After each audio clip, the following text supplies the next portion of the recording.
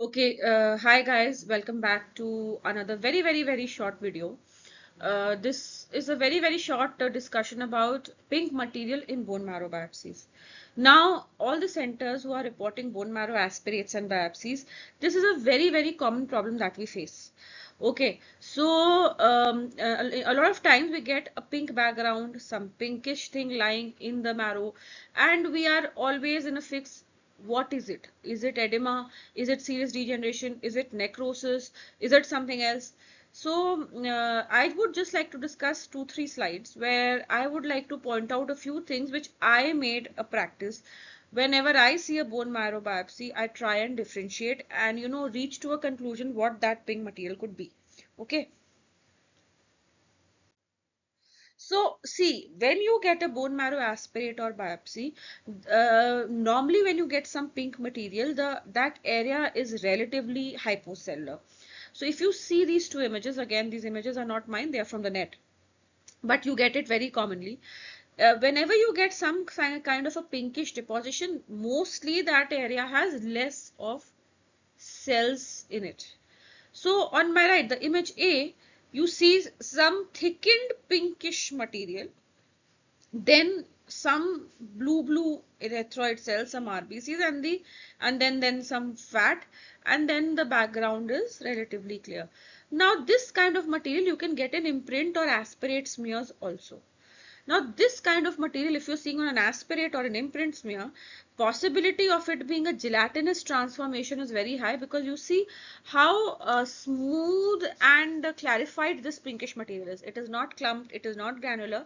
So chances of it being an edema is extremely serous. Edema will not clump like this. So chances of this being some sort of a gelatinous material is more.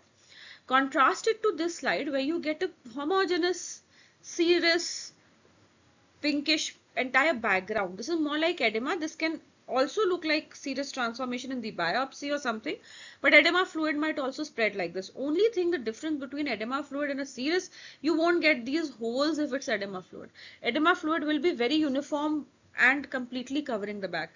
However, if it is some form of a serous degeneration or a gelatinous transformation, you will get this structure of the fat maintained, and in between there is that pinkish material making the entire marrow hypocellular. This is not blood. See, this is blood for contrasting, and then the darker blue cells, they are the marrow elements, could be erythroid, myeloid, anything. Okay.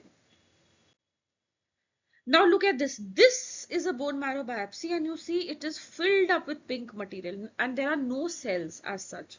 Maybe this is one cell, but otherwise you cannot see any cell. Now this all is marrow necrosis. Now there are two types of marrow necrosis that you can encounter when you are looking at a marrow.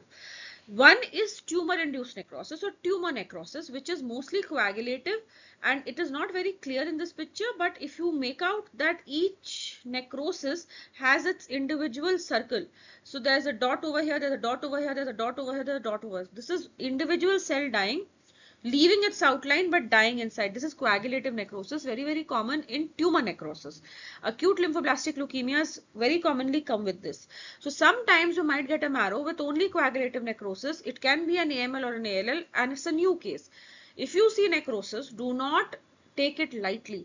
Necrosis in bone marrow biopsy, especially a coagulative necrosis in a suspected case, is an indicator that there is leukemia. You might not get any blasts in this, but is an indicator that there is some sort of malignancy. So you should tell the clinician. Now the problem with this is, if you do a flow on this sample, the flow will not give you any results, because this part of the marrow is necrosed, and when you tap it out, it must be hemodiluted. So either the peripheral smear is having blast, or you do a repeat aspirate biopsy from a separate area and then do an IHC. Okay. Another form of necrosis is chemo-induced necrosis. That is more uniform and gelatinous. That is not the coagulative with, the tombstoning effect. That is just like necrosis of tuberculosis. You can get tubercular necrosis in marrow also, very little, and a vague granuloma. Marrow is not a very good site to look at a granuloma. Even if you're having TB marrow, you might not get a frank necrosis. If you do, it is cheesy, homogeneous. It is not tombstone. There is no tombstoning. Post chemo, if the cells are dying, 90% times there's no tombstoning. However, in a post-chemo marrow, if you are getting necrosis, you have to tell your clinician about it. They need to get a flow. Necrosis may be part of like if there are 8 intertabular spaces, you might get necrosis in 2 and the rest are okay. Fine, the flow might work there. So you have to tell them, or you might do an IHC for the common immaturity markers which are available. But necrosis in the marrow should not be ignored. Coming to this image, now this homogeneous pinkish background with normal looking hematopoietic cells, this is edema. This could be most likely this is edema. This is how edema comes. It just spreads like water all around. And then there you'll get some RBCs and congestion in the marrow. You'll get those capillary spaces, they are congested and dilated.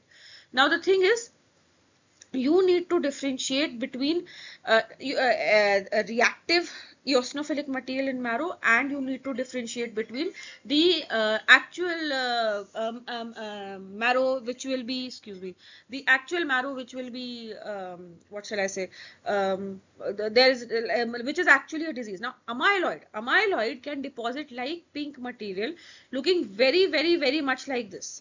Okay, so this is amyloid. Now you might think it is some form of necrosis. No, look, edema, as I told you, is serious pinkish. Amyloid looks like something pink has deposited properly. Okay, necrosis I showed you looks very clumpy or it is coagulative. Granulomatous necrosis occur mostly, you will, if you go on sectioning, might get vague epithelioid cell cluster. A well-formed bone marrow granuloma is very rare to see. Not rare, but not very common either. And gelatinous always look like chondroitin, that kind of a material. So pink material in bone marrow should not be ignored. You need to analyze the case. You need to take history. Drug history is very important, and then only comment upon the pink material. Now vitamin D deficiency, we are doing a small project on that also, is also coming up as a cause of paratrabecular marrow fibrosis. And in my experience, whenever I see those marrows, and sometimes vitamin D deficiency comes with cytopenias, whenever I see those marrows, please go ahead and read, it is true. The background is edematous, pinkish, the one, the image I showed you before, where it's looking like edema. That is how granular and pinkish the background is. It is not thickened pink, it is not gelatinous pink, it is not serous pink. And then the entire marrow, apart from that, the entire marrow is reactive and you are still getting cytopenia. So in such cases, do advise a vitamin B12 level, a vitamin D level. It could be nothing but a nutritional change. So pink material in marrow is very important to discuss. Do not just ignore everything as edema, everything as artifact, everything, not everything is edema and artifact. Sometimes they mean something, and sometimes just the presence of the pink material might lead you to a diagnosis. Aplastic anemia will not give you pink material in the marrow. Aplastic anemia comes with a lot of fatty spaces. So if you're getting a hypocellular marrow, pink material, of course the cellularity is maybe 10%. But there is less of fat, more of this kind of a pink material, then don't label it as aplastic anemia. Okay, the marrow is very hypocellular, severely hypocellular, but the cause is not aplasia. The cause is something else. It could be amyloidosis, it could be gelatinous transformation, serous transformation of the marrow, necrosis of the marrow, the cause. So you need to, pink material sometimes leads to the cause of disease. Hence, it is important to discuss. So thank you so much, and I'll get back to you with another lecture next month. Thank you so much.